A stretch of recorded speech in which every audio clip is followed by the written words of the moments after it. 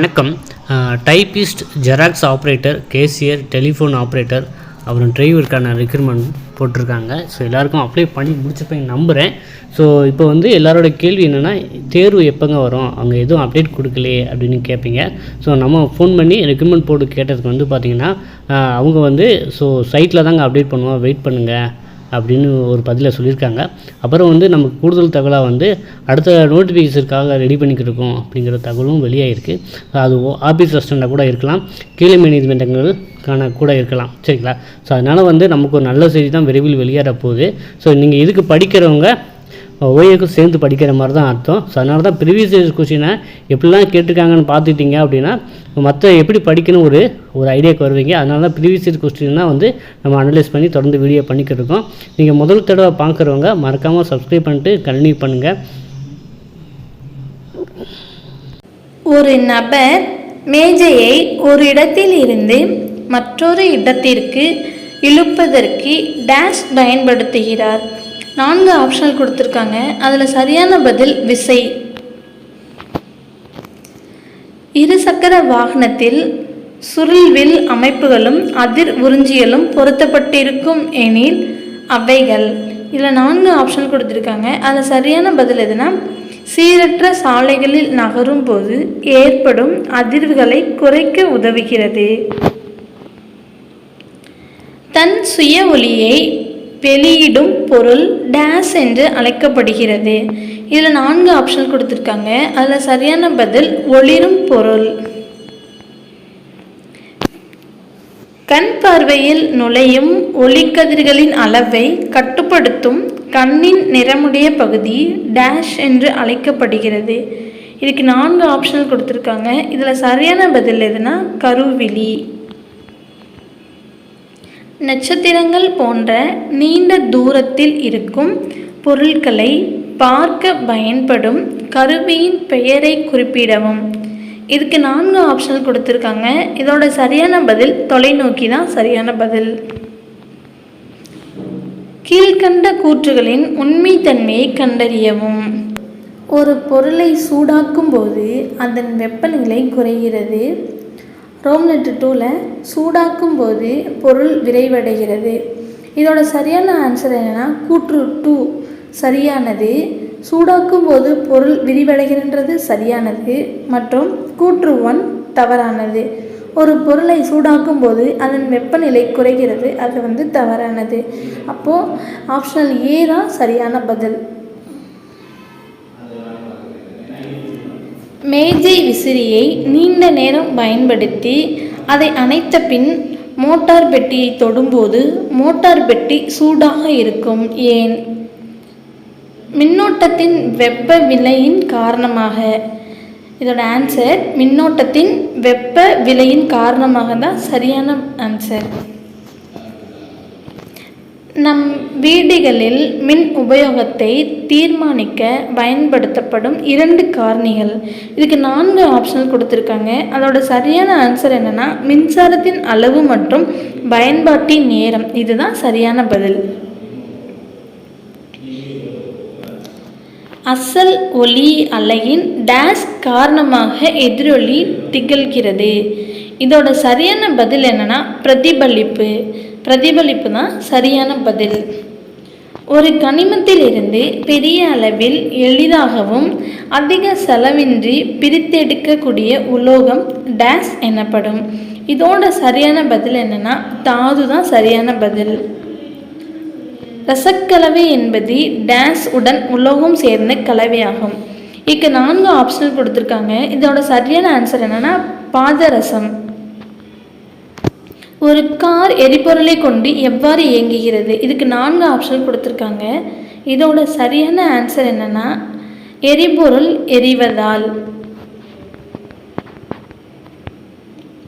மீனின் இதயத்தில் டேஷ் அறைகள் உள்ளன. இதுக்கு சரியான பதில் என்னென்னா 2. மீனின் இதயத்தில் 2 அறைகள் உள்ளன. அதுதான் சரியான பதில். மனிதனின் முக்கிய இரத்த வகைகள் யாவை? இதுக்கு 4 ஆப்ஷன் கொடுத்துருக்காங்க. ஏ, பி, ஏபி மற்றும் ஓ. அதுதான் சரியான பதில். இந்தியாவில் தேசிய அளவிலான குடும்ப கட்டுப்பாடு திட்டம் தொடங்கப்பட்ட ஆண்டு 1952 சரியான பதில். 1952ஆம் ஆண்டு தான் இந்தியா தேசிய அளவிலான குடும்ப கட்டுப்பாடு திட்டம் கொண்டு வந்திருக்காங்க. ஒவ்வொரு வருடமும் எந்த நாள் மாதவிடாய் சுகாதார நாளாக அனுசரிக்கப்படுகிறது? இதோட சரியான பதில் என்னன்னா May 28 தான் சரியான பதில். ஒவ்வொரு மனித செல்லிலும் பொதுவாக டேஷ் ஜோடி குரோமோசோம்கள் உள்ளன. இதுக்கு 4 ஆப்ஷனல் கொடுத்துருக்காங்க. இதோட சரியான பதில் 23. புதை உயிர் படிவங்கள் டேஷ் பாதுகாக்கப்பட்ட பழங்கால உயிர்களை பற்றிய ஆதாரமாக விளங்குகிறது. இதுக்கு 4 ஆப்ஷனல் கொடுத்துருக்காங்க. இதோட சரியான பதில் என்னென்னா இயற்கை செயல்முறைகளால். பின்வருவனவற்றில் குழந்தை உதவி எண் என்று இதில் 4 ஆப்ஷன் கொடுத்துருக்காங்க. இதில் சரியான பதில் பி 1098 தான் சரியான பதில். கிளர்ச்சியை தூண்டும் மிகவும் தீங்கு விளைவிக்கும் நச்சுத்தன்மை வாய்ந்த டேஷ் பொருள் ஒருவரை புகையிலைக்கு அடிமையாக்குகிறது. இதோட 4 ஆப்ஷன் கொடுத்துருக்காங்க. இதோட சரியான பதில் எதுனா நிக்கோடின் தான் சரியான பதில். எக்ஸ்பன் ஹெச்ஐவியின் விரிவாக்கம் என்ன அப்படின்னா இதோட சரியான பதில் என்னன்னா மனித தடைக்காப்பு குறைபாடு வைரஸ் தான் சரியான பதில். சூரிய மின்கலம் சூரிய ஒளியை நேரடியாக மின்சாரமாக மாற்றும் டேஸால் ஆனது. இதுக்கு 4 ஆப்ஷனல் கொடுத்துருக்காங்க. இதுக்கு சரியான பதில் சிலிக்கான். வழக்கமாக கழிவுநீர் சுத்திகரிப்பு முறை நீண்ட படிநிலைகளில் கையாளப்படுகிறது. அதனை சரியாக வரிசைப்படுத்தவும்.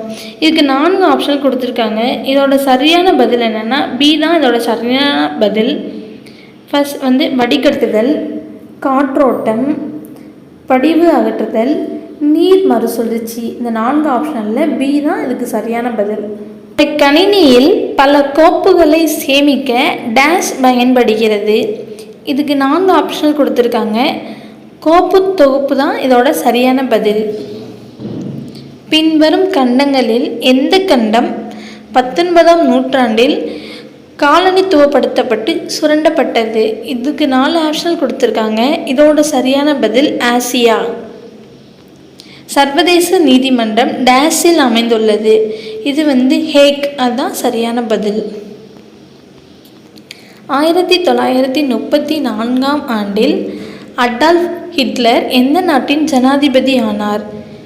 இதுக்கு 4 ஆப்ஷன் கொடுத்துருக்காங்க. இதோட சரியான பதில் ஜெர்மனி. ஆப்பிரிக்காவில் குடியேறிய டச்சு குடியேறிகள் போயர்கள் ஆவர். இவர்கள் டேஷ் எனவும் அழைக்கப்படுகின்றார்கள். இதுக்கு 4 ஆப்ஷன் கொடுத்துருக்காங்க. ஆப்பிரிக்க நேயர்கள் தான் இதுக்கு சரியான பதில். நிறவெறி எதிர்ப்பு இயக்கம் டேஷால் வழிநடத்தப்பட்டது. அவர் தென்னாப்பிரிக்காவில் தேசத்தின் தந்தை என்று அழைக்கப்பட்டார். இதுக்கு 4 ஆப்ஷன் கொடுத்துருக்காங்க. ஆப்ஷன் டி தான் நெல்சன் மண்டேலா சரியான பதில். எப்போது முத்து துறைமுக தாக்குதல் நடத்தப்பட்டது? இதுக்கு 4 ஆப்ஷன் கொடுத்துருக்காங்க.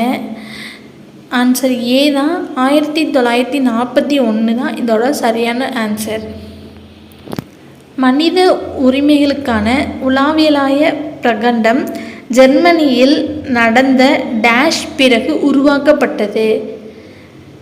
ஆப்ஷன் பி தான் இதோட சரியான ஆன்சர். பேரழிவுக்கு பிறகு உருவாக்கப்பட்டதுன்னு சொல்கிறாங்க.